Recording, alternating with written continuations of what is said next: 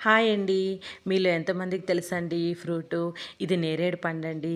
ఇది చిన్నప్పుడైతే మేము చాలా ఇష్టంగా తినేవాళ్ళమండి ఈ పండుని. ఇది కొంచెం స్వీట్‌గా, కొంచెం వగరుగా, కొంచెం పుల్లగా కూడా ఉంటుందండి. షుగర్ ఉండే వాళ్ళు ఈ పండు తినడం వల్ల షుగర్ కంట్రోల్ అవుతుంది. దీనివల్ల చాలా ప్రయోజనాలు ఉన్నాయండి. ఇది దొరికితే మటుకు దీన్ని మిస్ చేసుకోకండి. తప్పకుండా తీసుకొని తినండి. మన బాడీలో ఇది యాంటీ ఆక్సిడెంట్‌గా కూడా ఉపయోగపడుతుందండి. ఇది ఎండాకాలం పోయిన తర్వాత వర్షాకాలం స్టార్టింగ్‌లో వస్తదండి ఈ ఫ్రూటు.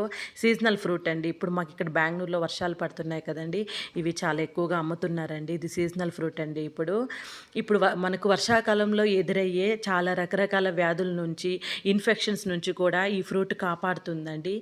చిన్నప్పుడు మా అమ్మ చెప్పేదండి, ఈ పండు తింటే మనం తెలుసో తెలియకో అన్నం తిన్నప్పుడు వెంట్రుకలు లోపలికి వెళ్ళినప్పుడు ఈ పండు అనేది తినడం వల్ల అవి క్లీన్ చేస్తుందంట అండి.